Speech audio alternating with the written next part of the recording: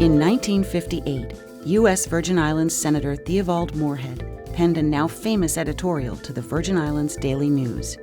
It was titled Exploitation, 1958 Style.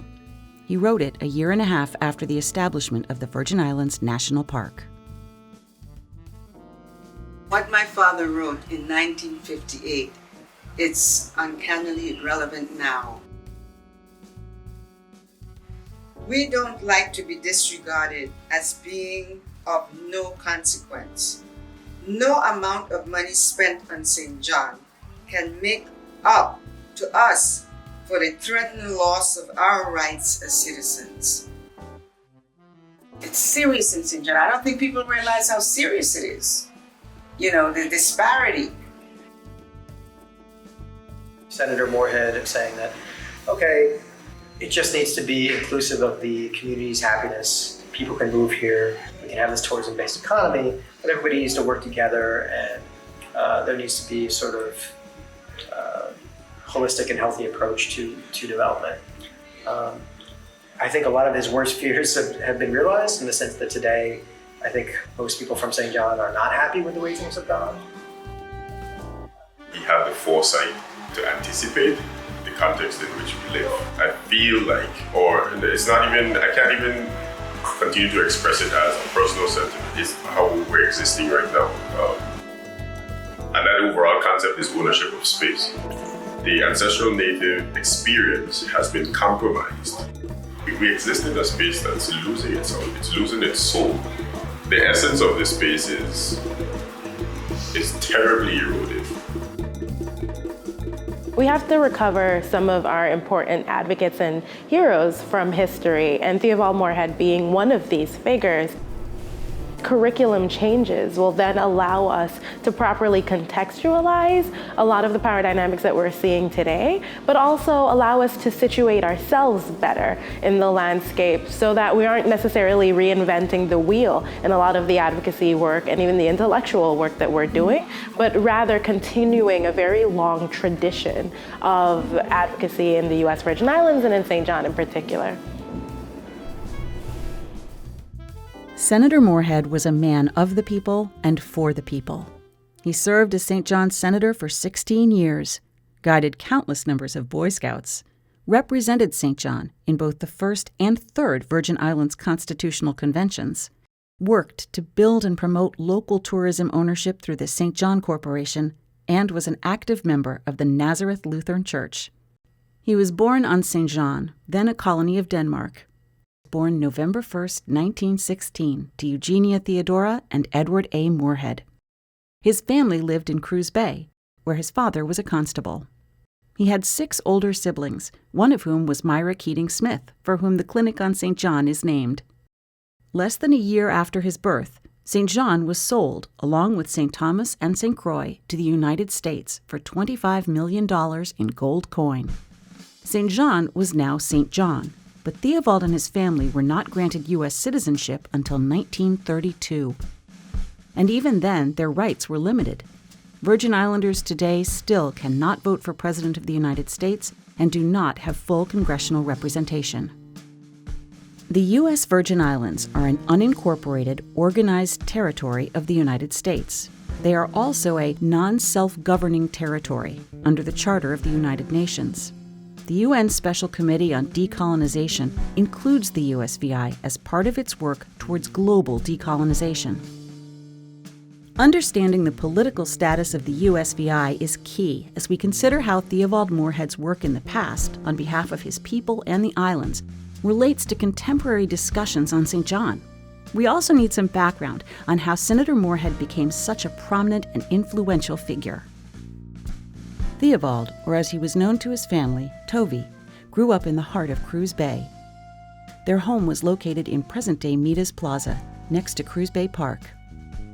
It was here that Tovey and his brother Eddie helped plant the mahogany trees you still see in the park and around town today. In his younger days, Tovey attended school on St. John and then Charlotte Amalia High School on St. Thomas. He graduated in 1936. Soon after, he took a job as the island's first immigration and customs inspector. He also held a position as clerk in the administrator's office. On one of his missions to Coral Bay, he met Genevieve Hendricks, who would soon become his wife. Their daughter Theodora was born in 1943. Amid these happy times on St. John, the world was at war. At 28, Theovald was drafted into the U.S. Army, at that time segregated, and in 1944, he left St. John for Puerto Rico. He served there for a few years, joined by his wife and daughter. He was eventually sent to New Orleans, Hawaii, and France, advancing before the end of his service to Master Sergeant. Theovald, or as he became known in the Army, Mooey, was gone from the USVI for 11 years. In that time, and even before, the islands were increasingly marketed as a tropical vacation paradise to American tourists. Within the past few years, there has been a marked increase in the popularity as a tourist resort. It is now an American possession, distinctively tropical in appearance and customs, and it's easily reached by fast steamships from America's largest centers of population. By 1952, license plates announced to the world that the U.S. Virgin Islands were a tropical playground. That same year, Lawrence Rockefeller and his wife Mary sailed their boat, the Dauntless, into Kinneil Bay. Rockefeller had spent much time sailing from Caribbean island to island to find the best one. He wanted to combine a business opportunity with the conservation of a natural resource. By the year's end, Rockefeller had purchased the stock of the existing company operating a resort at Kinneil Bay, giving him control of about 650 acres and the buildings on it. Around the same time, North Carolina developer and conservationist Frank Stick arrived, hoping to develop luxury real estate along the south shore of St. John. Stick believed a park with private development abutting it was an appropriate plan for the island. By 1954, Rockefeller and Stick joined forces to pursue a national park for St. John. While these plans were unfolding, Mooey was stationed in France, serving his country. In September 1955, he happened to pick up a copy of the Saturday Evening Post. He was surprised to learn of plans to create a national park on St. John. He was concerned that efforts to create the park might put his and other islanders' family land at risk and requested a discharge to go home. Little did he realize how hard he and his fellow islanders would have to fight a few years later to keep the federal government from condemning private land on St. John. To best serve the people of the Virgin Islands, Mooey ran for senator from St. John and won, replacing Senator Julius Sproul, who was retiring from office. Senator Moorehead would go on to serve 16 years as senator. In his time of service, he sponsored more than 50 pieces of legislation that reflected his dedication to the general welfare of the people of the U.S. Virgin Islands.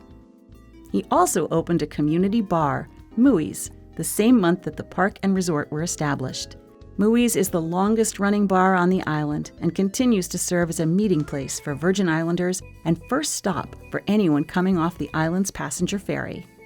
Mooey's public service included keeping a critical eye on the Virgin Islands National Park and its administration.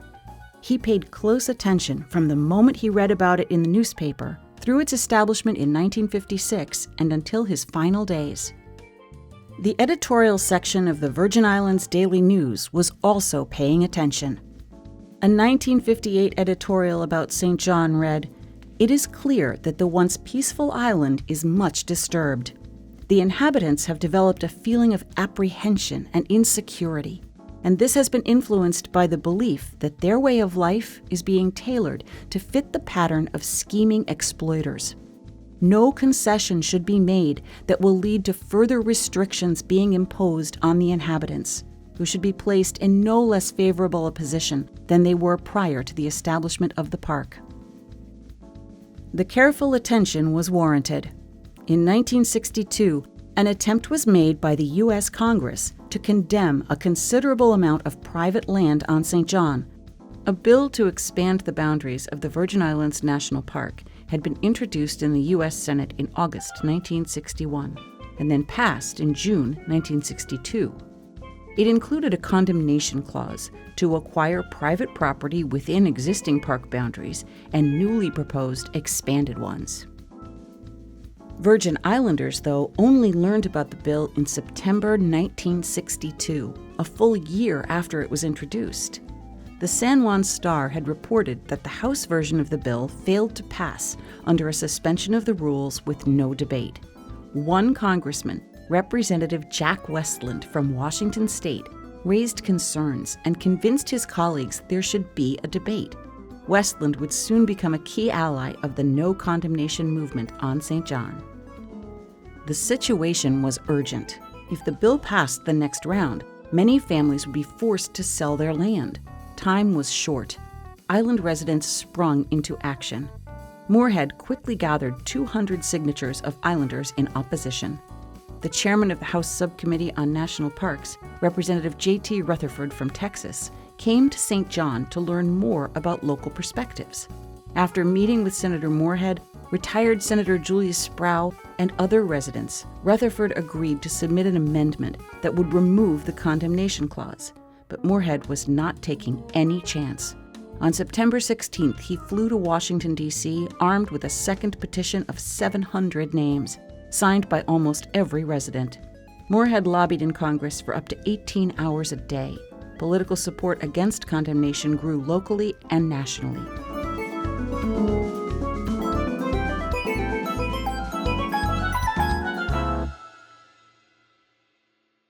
The Secretary of the Interior, Stuart Udall, insisted that condemnation had to remain an option. Then, on September 18th, the House passed the bill to expand the park's boundaries, but the condemnation clause had been removed. St. John was triumphant. Mooey received a hero's welcome upon his return a few days later. But the victory was short-lived. Less than a week later, the senator who submitted the original bill recommended that condemnation be proposed again in early 1963. Islanders wasted no time in organizing against this continued threat. In mid-October, they launched the St. John Protective League. St. John resident Mr. Robert Gibney was elected president. 4 St. Johnians made up the executive board: Senator Moorehead, retired Senator Julius Sproul, Administrator George Simmons, and Mr. Albert Sewer. Over the next few months, there were conversations between the League and Park Service on how to avoid another condemnation attempt. There was little progress.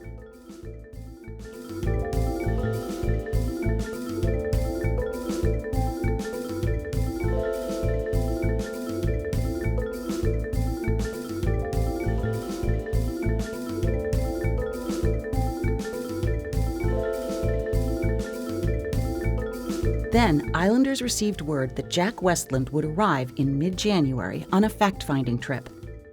Westland wanted the League to host him. They went one step further and threw a welcoming party in Ms. Andromeda Keating's yard in Cruz Bay.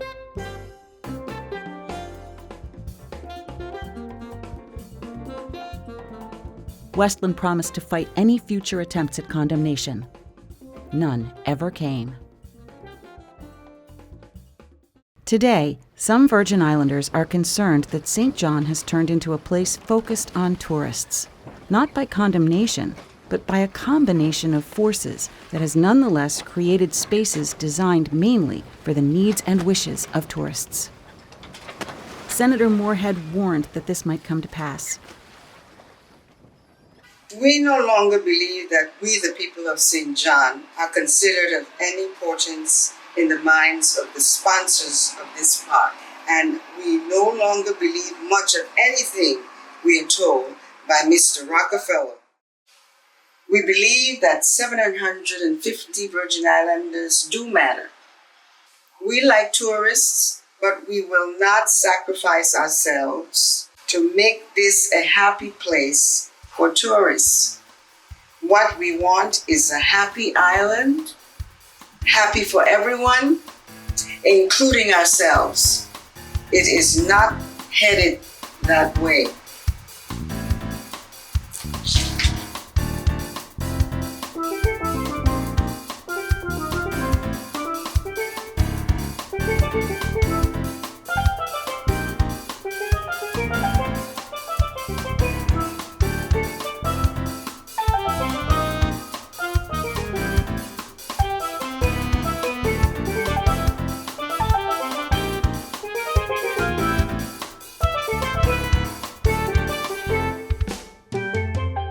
growing up, I remember you could go get a pate for lunch, a cup of table juice.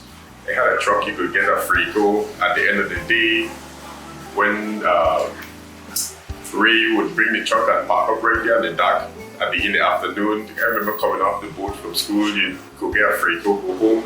All these things that mattered for our experience in this space have disappeared. It's been wiped clean.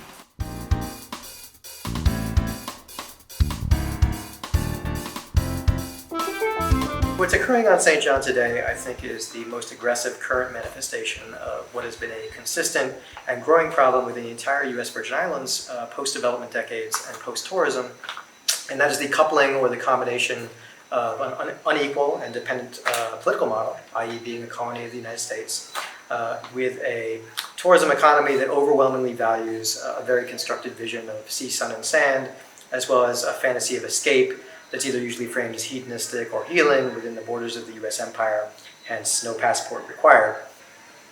Now, this tourism product, as we like to refer to it, often comes at the expense of people whose histories on the island predate the establishment of that economy and indeed the purchase by the United States, many of whom have less ideological, if not practical investments in many of the accompanying ways of being than groups who have come to the island since the establishment of those things, that economy and U.S. sovereignty.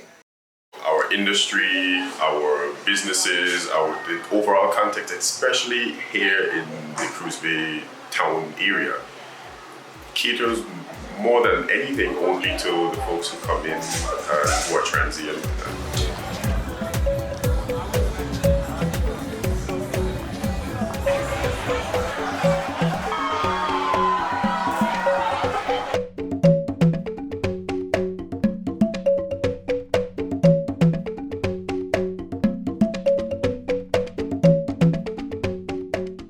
A situation where someone like me, a younger person who's been away, seen a lot, done a lot, come home expecting certain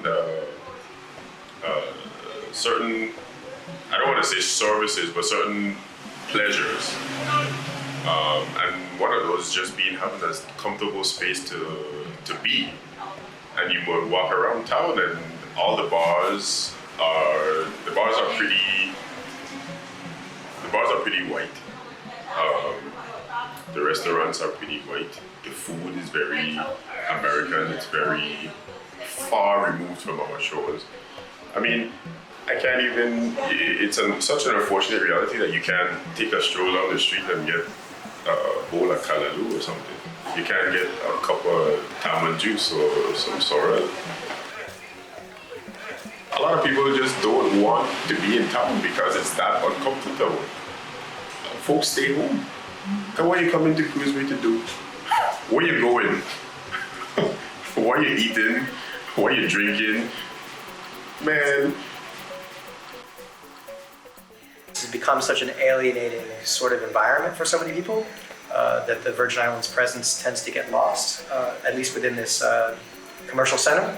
That becomes this kind of gateway town to a national park that is really a different country. These are issues that I know Senator Moorehead went toe-to-toe with when it was happening. Senator Theovald Moorehead's advocacy reminds us that if we do not have a model of ecological conservation that's considerate even of the experiences of Native and ancestral Native Virgin Islanders, then we don't have a sustainable long-term project that is conducive to our survivability in this space. You would expect that as somebody who, with ancestral Native roots claim to a space, you'd expect that beyond anything, you always maintain a certain sense of pride and ownership of that space. And the unfortunate reality is that though focusing on Cruz Bay, though here in town, very many of the properties are still locally, and let me not say locally because that's a loose term, still owned by ancestral natives. The businesses are owned by folks who have come from afar. And so the business owners control the narrative. And what we have is a context where our narrative has been eroded. Everywhere in the world right now, many places in the region, people are feeling that a tourism mono economy, an over-reliance on tourism has effects that are very, very negative. But we feel it very acutely here because we're not even in a place where we can even define our own identities or even say who we are necessarily.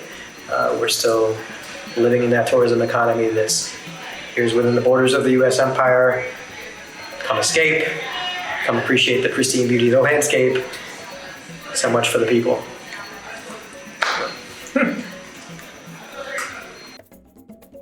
Unfortunately, the gift horse that we have accepted is permanently installed in our stable, asking for more and more room, threatening, it seems, to kick us off the island entirely if we don't cooperate. And cooperate means, we have learned, simply to agree to whatever is presented. We need the Virgin Islands government to pay more attention to these things because if they don't, I am telling you, everyone will suffer because power does not concede gently into the dawn of the next day. And all it takes is for one bad incident on St. John and no one will be coming here. Not a tourist, not anything. There will be no commerce and everyone will suffer, everyone will suffer. And that is a bad position to be in. St. John is the place in the Virgin Islands where you will witness the active dispossession of a people. The active dispossession of a people from their land. My classmates that I went to school with on St. John, I think only one remains. There's only one remaining. Families have moved on to St. Thomas because a number of factors. And we'll have to revisit all of these things. We have a park in St. John that is growing at now maybe 70% of the land. And as a result, the available land, incredibly costly, and then taxed incredibly highly. And these kinds of issues that confront the people of St. John will challenge their nature to be loving and compassionate and kind. If we are going to survive living together on this island, we all have to come together to resolve that issue. We can't put our head in the sand anymore. We have to, those who realize it have to come forward and talk about it on both sides and bridge the divide. St. John does not come by the name Love City by accident. It abounds with love and compassion. You could not want more loving elders than you find on this beautiful island. But St. John cannot continue just to be loving if we don't take care of the needs of St. John. Because at some point, even the most loving of people will rebel. As they did in 1733. Right? St. John is in the history of revolution and rebellion, even preceding the first republic in the Caribbean, Haiti. St. John struck the chord for freedom. That is the legacy of this island.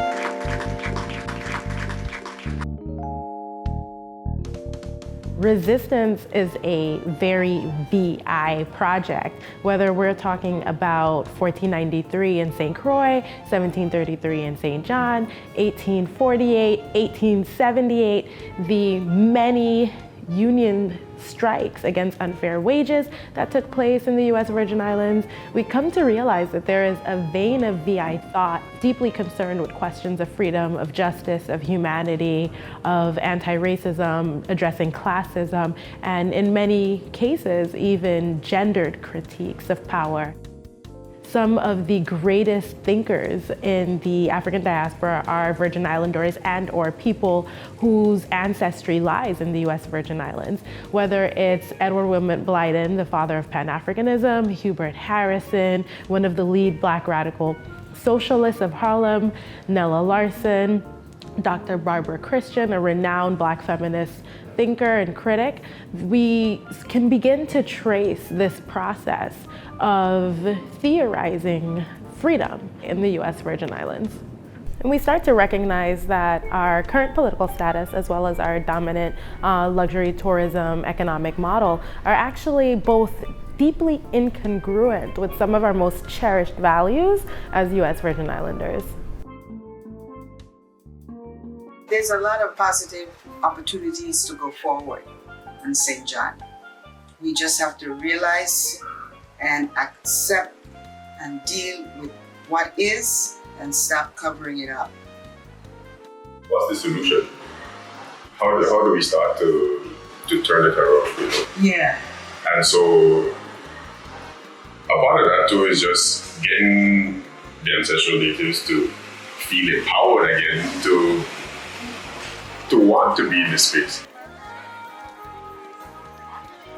It's easy to feel as if your identities and your history are being erased or made invisible to make room for more colonial narratives about escape in this tourism context. And then if you try to speak about some of the negative parts of that dynamic, the negative parts of the context, you'll be made to feel like you are becoming an obstacle towards touristic enjoyment or touristic entitlement to space.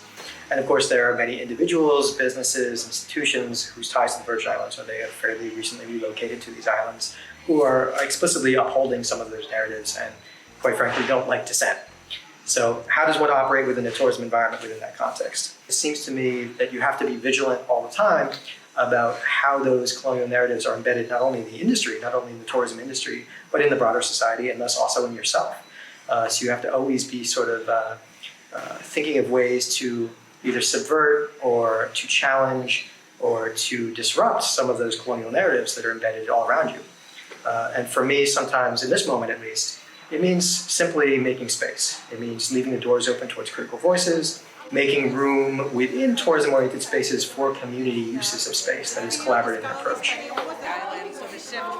If we are to increase our capacity to address political status, processes of displacement, and many of the structural issues that we face as Virgin Islanders, we're going to have to be very intentional about being brave. And bravery is often hindered by this tendency, or a tendency, to start the conversation from a position of impossibility. We're really going to have to reimagine our economy to be more diverse and inclusive, especially of Native and ancestral Virgin Islanders. And doing so is going to require us to think about possibilities that don't seem immediately possible. While it will not be easy to convince us of a sincere goodwill in the future, we still believe that most of our problems and differences of opinion could be worked out. If Mr. Rockefeller is truly interested in our welfare and our rights as people, as well as realizing his own aims, they would find us responsive and willing to plan for our mutual interests, but no high-pressure tactics, please, no threats. We need many things, but above all, we need sincere friends who recognize us as people with rights.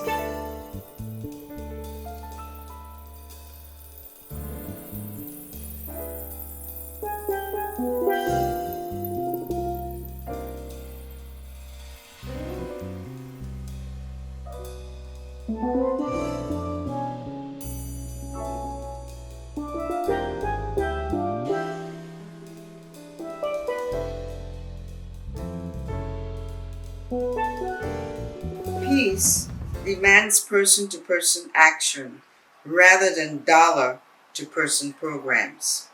The dollars are important, but they accomplish little unless there is a meeting of the minds. and hearts which result in mutual understanding and trust. You know, St. John is a beautiful place. In my growing up time, it was even more beautiful because it wasn't as populated, it wasn't as commercial. But everybody got along. Everybody respected each other. They helped each other. And I think for us to go forward in a positive way, this is the kind of relationship we need to establish with everyone, no matter where you're from, your ethnicity. I don't think it's that complicated, but we need to be able to listen to each other, respect each other's opinion, have a collaboration of a positive interest and good vibrations, really work together. We decided to start the nonprofit entity, St. John Co., the St. John Heritage Collective. We address ideas about cultural heritage and its preservation, its continuation. How do we create spaces to facilitate its continuity and intergenerational fluidity? How do we create safe spaces where ancestral natives can be in town but still feel like we have some sort of ownership of space? And so a space like this, like movies, where it's probably the old, if I'm not mistaken, the oldest bar on island. How do we bring a space like this back to life so that we get locals inserted back into town? Where do we plug in the restaurant or the food truck where you could take a stroll through town and get a bowl of cattle? Or you could get a frico, or you could get a sugar cake. You know, all the things that we know and love, but we miss because we can't find it in the space anymore, because the space has forgotten its deep culture. In crafting our future, it's really important for us as young Virgin Islanders to not fall into this trap of thinking that we are reinventing the wheel, but instead to connect our thoughts and actions to those of our precursors and individuals like Senator Theovald Moorehead, who did a great deal of advocacy before us. Theovald Moorehead reminds us that we can be advocates for ourselves and expand our imaginaries and look towards an improved future. It's really important for us to dare to dream and then to have the perseverance to pursue those dreams.